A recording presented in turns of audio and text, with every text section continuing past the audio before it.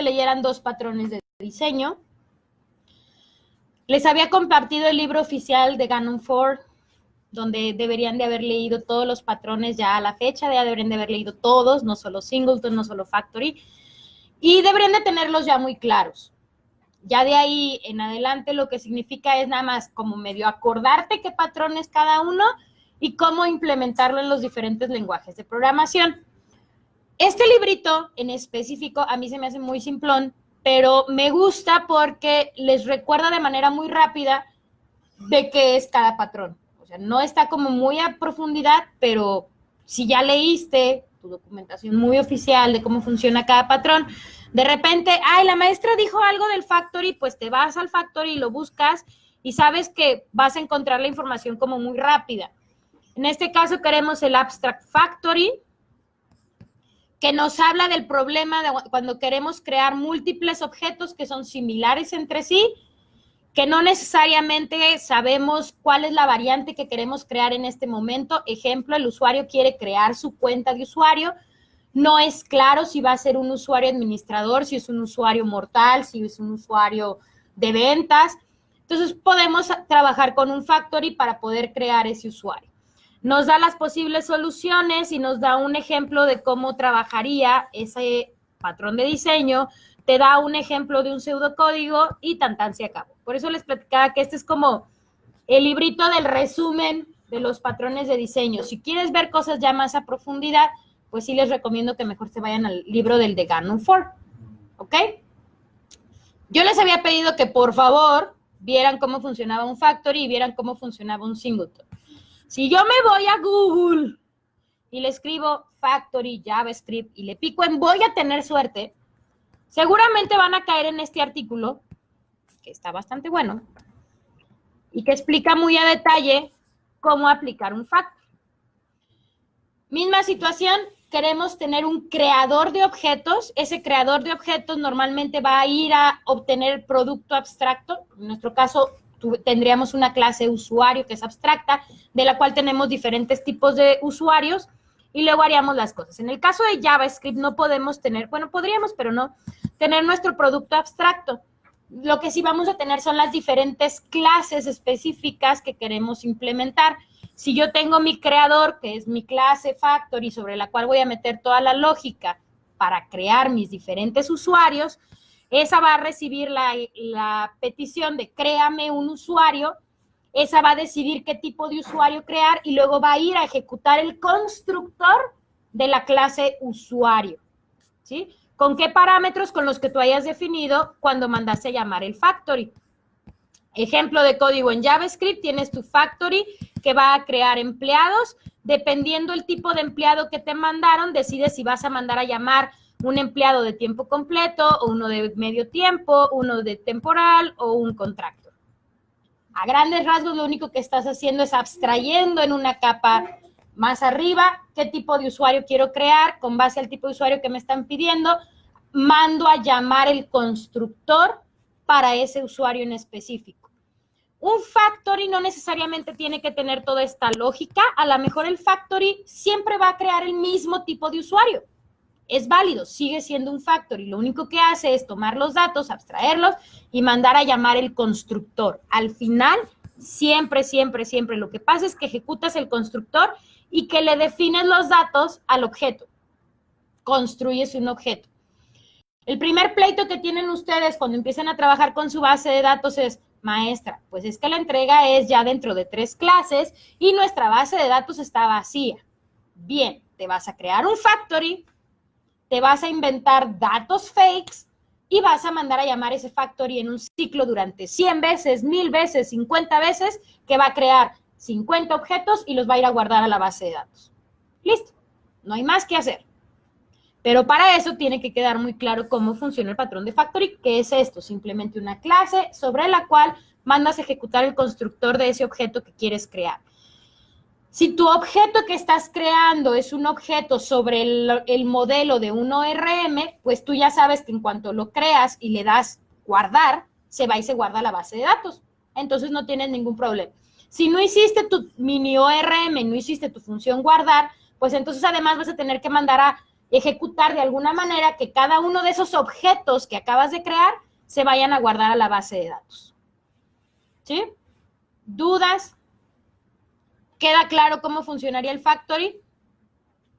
¿Dónde esperaría yo que tuvieran su código en el factory? Pues tendrías, no sé, un nuevo archivo que se llamara factory. Y tienes una clase factory. Y tu clase factory tiene el método, no sé, create user.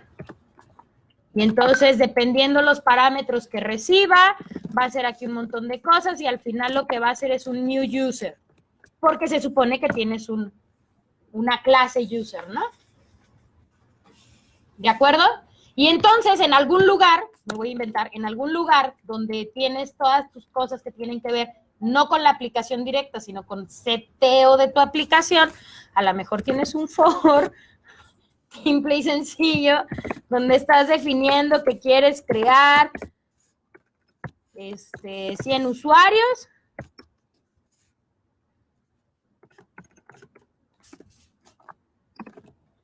Y vas a mandar a llamar de factory, bueno, instanciaste factory.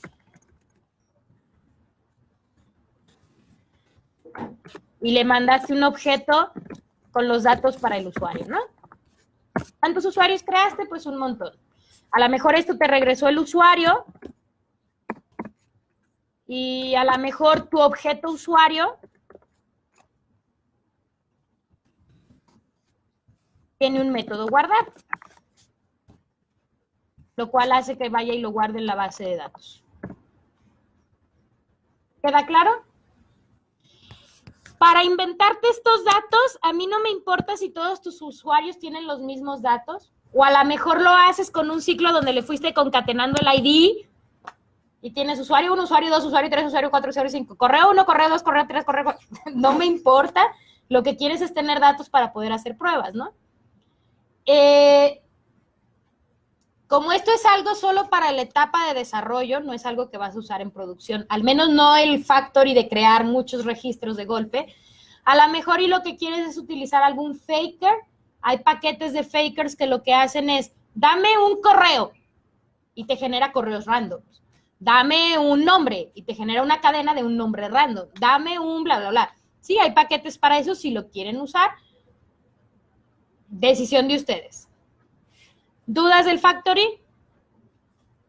¿No? Ok, ahora vamos a hablar del singleton. Me regreso al librito que les comentaba. Entonces, si nos volvemos a ir a los patrones de diseño, creo que sí viene el singleton, por ahí. ¿Dónde? Sí, ahí está. Singleton. Singleton dice que el problema es que te quieres asegurar que una clase solo se instancie una vez.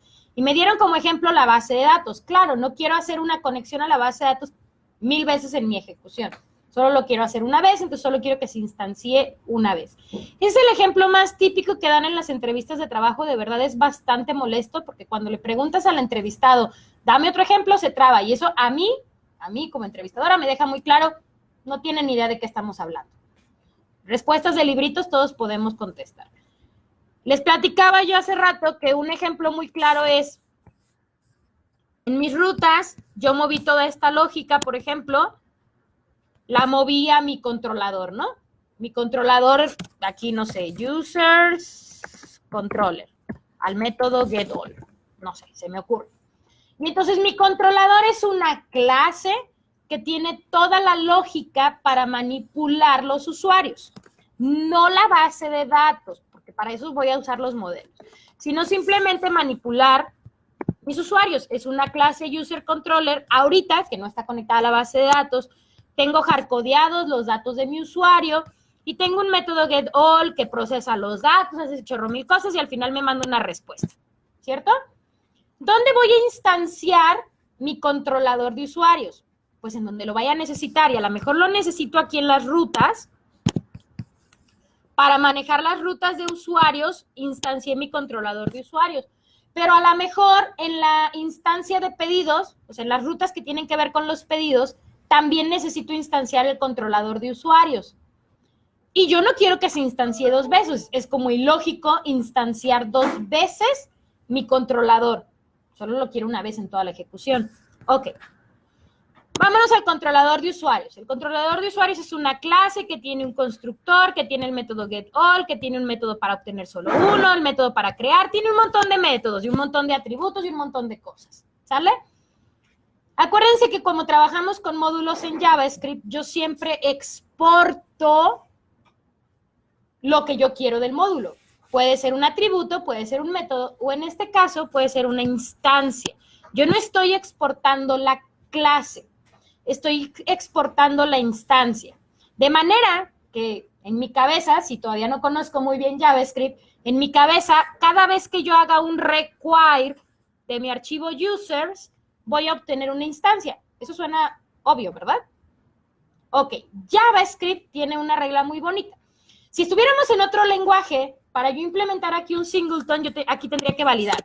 Si ya existe la instancia, entonces, regrésame la instancia. Y si no, regrésame la creación de la instancia. ¿Sí? Suena lógica la parte de cómo se maneja un singleton. Eso es lo único que hace un singleton, muchachos. Ya, tan tan. Si ya existe la instancia, te la regreso. Si no, creo una nueva y te la regreso. ¿Va? Ok. ¿Por qué en JavaScript yo no hice eso? JavaScript cachea las cosas.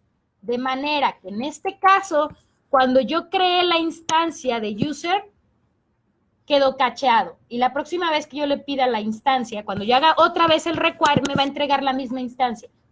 Ya lo hace JavaScript por ti. ¿Qué pasa si por el contrario yo quiero que cada vez que cargue users.js cree una nueva instancia? ¿Qué tengo que hacer?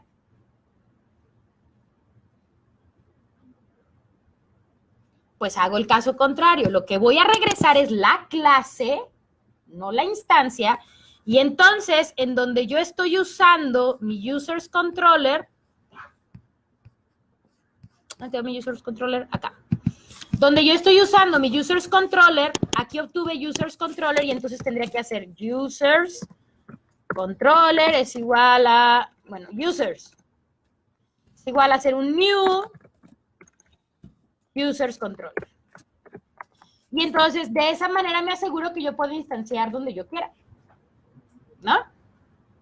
¿De acuerdo todos?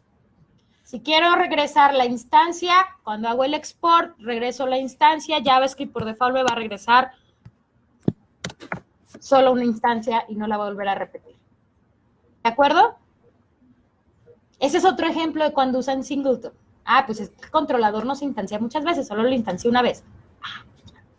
Caso contrario con los modelos. El modelo es que damos la representación de mi objeto en la base de datos, ¿no? Un row en la tabla de usuarios se corresponde con un objeto usuario de mi código. Un objeto. ¿Cuántos objetos usuarios quiero tener en una ejecución? Pues pueden ser un montón, ¿cierto? A lo mejor me traje todos los usuarios. Quiero una instancia por cada uno de ellos. Ese no es un singleton. ¿De acuerdo? ¿Todos claros? ¿No hay dudas? ¿Seguros? Ok, entonces vamos a pasar a la parte de los controladores.